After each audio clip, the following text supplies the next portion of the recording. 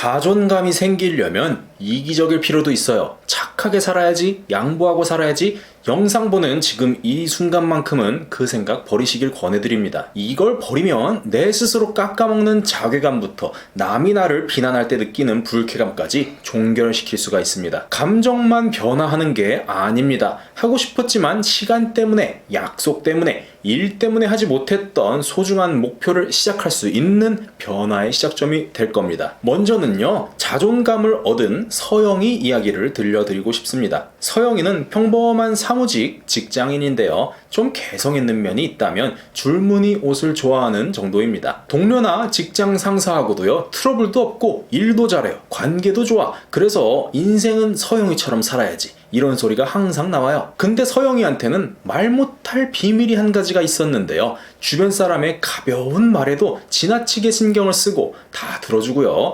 직장 상사가 회식하자 그러면 오늘 중요한 일이 있는데도 말 한마디를 못해서 힘들어하는 거예요. 그러니 나를 케어하고 뒤돌아볼 시간이 당연히 없는 겁니다. 진짜 문제는요, 본인은 그런 삶을 전혀 원하지 않는다는 거예요. 어떤 때는 이런 생각까지 나요. 나는 하고 싶은 것도 못하고 그냥 해파리처럼 흘러가면서 살다가 가겠구나. 그러니 자존감이 점점 바닥으로 향해 가는 겁니다. 그래서 이 친구한테 한 가지 제안을 했어요. 너가 자존감을 지키려면 약속을 하나 해야 된다. 너의 인생 1순위 약속은 스스로 자존감 높은 사람으로 살 것이다 라고 정하는 거다. 만일 다른 사람과의 약속, 제안, 요청들이 너의 이 1번 약속을 어기게 한다면 무엇도 약속을 하지 말아라. 이 친구도 제안을 듣고 보니까 남의 말에 계속 휘둘리고 자신을 과소평가하는 모습도 바꾸고 싶고 이제는 그렇게 살고 싶지가 않은 거예요. 그래서 스스로 약속을 했어요. 그래, 나는 이제부터 자존감 있는 사람이기를 약속하겠어. 근데 이렇게 말을 하자마자 막연한 두려움이 생기는 거예요. 그럼 이제 뭘 해야 되지? 그래서 가장 작은 것부터 해보기로 한 거예요. 퇴근하고 스페인어 공부 30분만 해보자. 3년 전부터 하고 싶었어. 이게 첫 번째로 정하는 나의 약속이야. 그래서 강의도 결제해보고요. 하다 보니까 나도 할 수 있구나 하고 자신감과 활력도 생기고 변화의 시작이 진짜로 오는 것 같아요. 하지만 금세 시련이 찾아옵니다. 제일 친한 직장 동료가 이렇게 말을 하는 거예요. 오늘 디저트 카페에서 야경 보면서 힐링 좀 하러 가자. 요즘 너무 힘들어서 충전 좀 해야겠어. 서영이 너는 당연히 갈 거지? 이때 서영이 마음속에서 지진이 일어납니다. 힘들다는데 내가 거부하면 상처받는 거 아니야? 뒤에서 너 사람 바뀌었네 이러면서 욕하면 어쩌지? 근데 나 지금 스페인어 공부 꼭 하고 싶은데. 이런 온갖 충동이 일어나던 도중 갑자기 제 1번 약속이 떠오르는 거예요. 그리고 마음의 소리를 따라서 자신과의 약속을 지켰습니다. 다음날 출근길이에요. 나는 이제 달라졌다, 해냈다 생각하면서도요, 한편으로는 두려움도 있어요. 동료들이 따돌리는 거 아니야? 나 이제 밥도 혼자 먹는 거 아니야? 이런 온갖 잡념들과 긴장감을 가지고 사무실에 들어왔습니다. 그리고 어떻게 됐을까요? 이 이야기는 뒤에서 다시 이어가 볼게요. 먼저는 서영이처럼 자존감이 낮은 분들 특징을 3가지 정도로 정리를 해보면요. 그 첫 번째가 남의 말을 너무 깊게 생각을 한다는 거예요. 특히 나에 대한 조언이나 충고에 대해서요. 아주 나는 거기 100% 맞춰서 살 거야. 이런 생각을 하신다는 거예요. 근데 잠깐만 반대로 생각을 해볼게요. 우리가 남에게 뭐라고 말을 했어요. 예를 들어서 야, 너 쩝쩝거리지 좀 마라 이렇게 말했어요. 그러면 진심으로 남들이 얘를 흉으로 볼까봐 그렇게 조언해주는 것도 있겠지만 근본적으로는요, 내가 듣기가 싫어서 내가 불편해서 말을 하는 게 보통이란 겁니다. 깊게 생각할 필요도 없어요. 남들이 나한테 한마디 하는 거, 특히 나는 괜찮은데 주변에서 안 좋게 봐, 너 생각해서 하는 말이야, 새겨들어.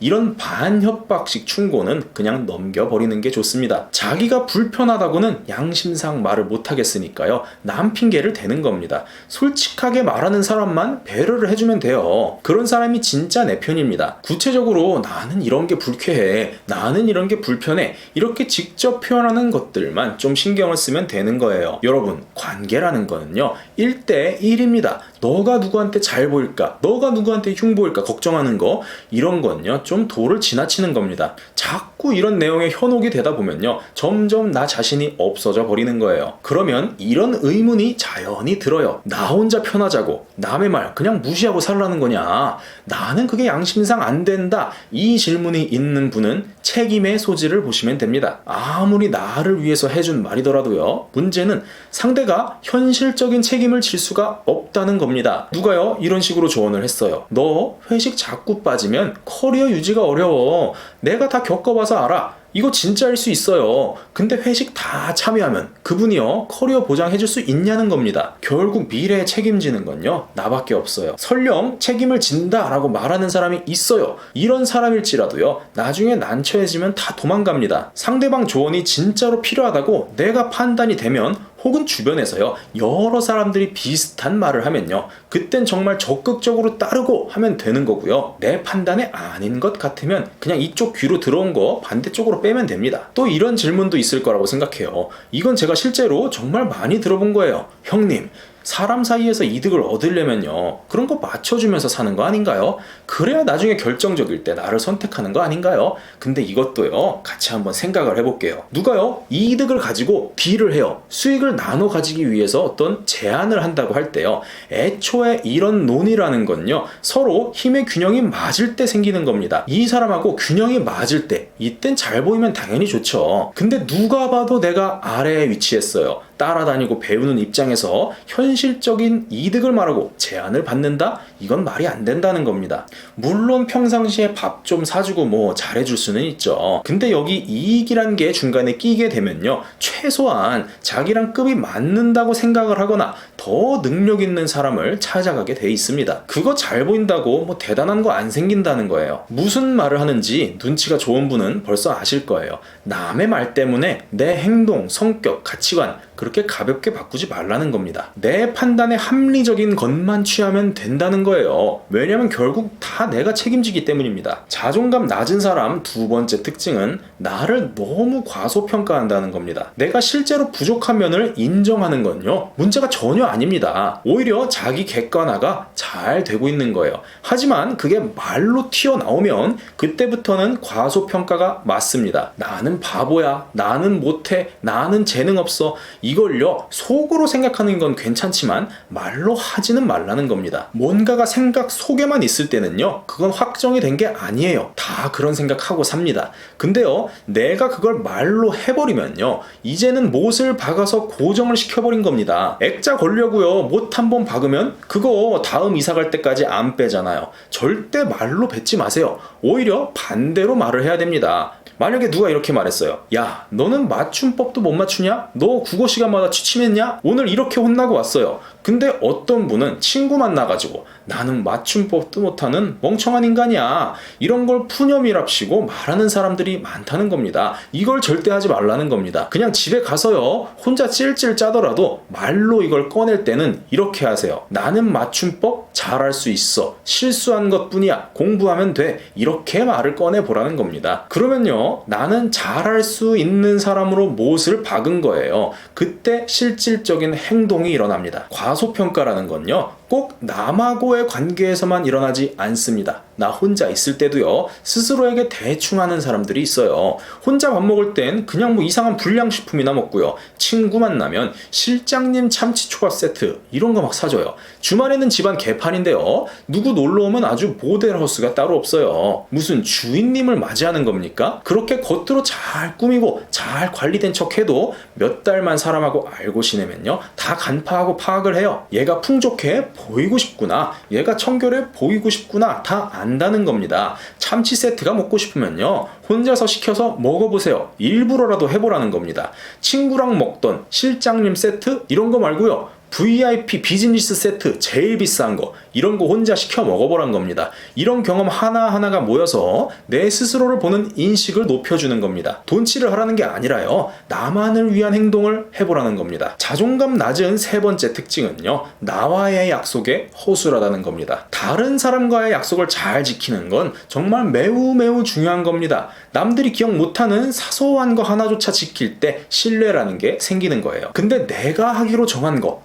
아까 서영이가요, 스페인어 공부하려고 했는데 3년 동안 못했어요. 그러니 당연히 나에 대한 신뢰가 없는 겁니다. 나하고 한 약속을 안 지키니까 내가 나를 봐도 믿음직하지가 못한 거예요. 근데 뭐 남하고는 별것도 아닌 거, 예를 들면요, 뭐 웹툰 이거 꼭 봐봐, 너무 재밌어, 이 영화 꼭 보고 다음에 알려줘, 이런 건 또 철두철미하게 다 보고 감상평까지 제출을 해요. 이런 게 중요하지가 않다는 겁니다. 애초에 안 될 것 같으면 안 된다고 하세요. 무엇보다 중요한 것은 내가 정한 나의 시간입니다. 그러면 이런 의문 또다시 생길 수 있어요. 그거 개인주의 아니에요? 너무 이기적인 거 아니에요? 나 하나도 간수를 못하는데 뭐 남하고 약속을 합니까? 이 시간 관리의 단계에서 대부분의 사람들이 포기를 합니다. 왜냐하면요, 시간이라는 것은요, 어떤 인간이든 한정이 돼 있는 최고로 귀중한 자원이기 때문에 그래요. 그래서 이걸 탐내는 사람이 정말 많고요, 아주 그럴싸한 포장을 해서 시간을 가져갑니다. 우리가 급식 받을 때요, 더 주세요 하면 더 줘요.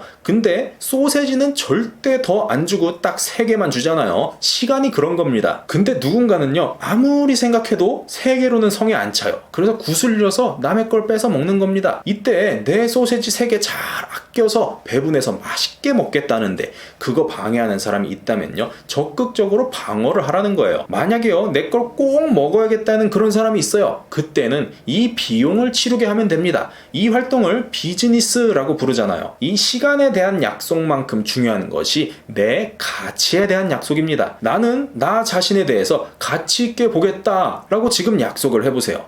이렇게 말로 꺼내서 지금 내 귀에 들리게 해보시길 권해드립니다. 이 한 문장에 오늘 이야기 드린 내용의 엑기스가 전부 다 들어있습니다. 아직 안 하셨다면 지금이라도 한번 따라해보세요. 나는 나를 가치 있게 보겠다. 우리가 남의 말을 중요시하기 전에 내 입에서 나온 말을 더 중요시해야 된다고 첫 번째로 말씀을 드렸고요. 나에 대해서 과소평가하지 말고 발전할 수 있는 사람으로 못을 박으라. 둘째로 권해드렸습니다. 셋째로 다른 사람의 약속보다 나하고 한 약속을 먼저 지켜야 한다고 이야기를 했어요. 근데 실전에서 이 3가지를 할 수 있느냐 없느냐를 결정짓는 게 바로 나를 가치 있게 보고 있는가, 이것입니다. 나의 가치라는 것은요, 상대적인 게 아닙니다. 나한테 중요한 것이냐 아니면 나한테 쓸모없는 것이냐, 이런 개인적인 게 가치의 핵심이에요. 이 말은 내 스스로 내 가치를 정할 수 있다는 겁니다. 자기 스스로요, 나는 별 볼 일 없어 이렇게 말하면요, 진짜로 그런 인간이 되는 겁니다.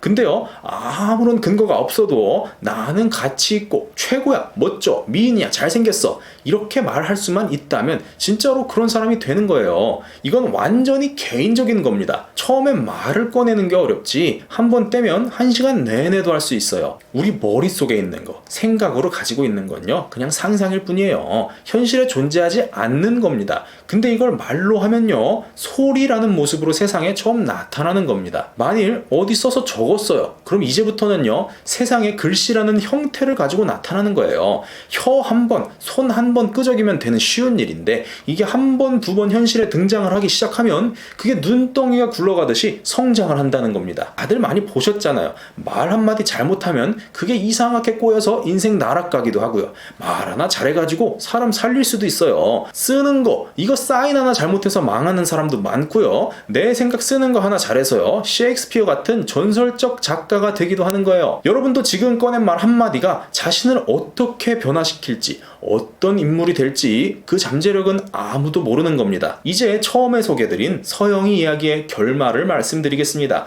서영이가 한 건요, 딱 2개입니다. 나를 자존감 높은 사람으로 정했고요, 그 약속을 현실에서 지킨 거예요. 이때부터는요, 서영이가 직장에서 뭔 소리를 듣던 주변 사람들이 너 변했어 라고 꼽을 주든요, 별로 상관이 없어지는 겁니다. 주변 상황에 어떤 변화가 생기던 자신이 정한 환경대로 가는 겁니다. 너 그거 잘못됐어, 바뀌어야 돼, 남들이 안 좋게 봐, 이런 말들을 참고는 하겠지만 나 자신의 가치와는 아무런 상관이 없어지는 거예요. 나를 평가하는 대상이 남이 아니라 내가 되었기 때문입니다. 나 자신의 기준을 가지고 살게 되면요, 개인뿐만이 아니라 내가 사는 세상도 점점 바뀌어 간다는 겁니다. 남들이 정해둔 20대, 30대, 40대 이렇게 사는 게 아니라요. 내가 되고 싶은 미래, 내가 갖고 싶은 것들을 선택할 수 있는 힘이 생기는 거예요. 이때 상상만 했던 소원들, 올해 달성하고 싶은 목표들 정한 거, 이런 게 점점 현실로 다가오는 겁니다. 왜냐하면 이것에 대한 실제적인 실천이 이제는 일어나기 때문이에요. 그래서 아까 그 첫 마디가 굉장히 중요합니다. 아직도 따라하지 않은 분이 있다면 마지막 기회 드리겠습니다. 따라해보세요.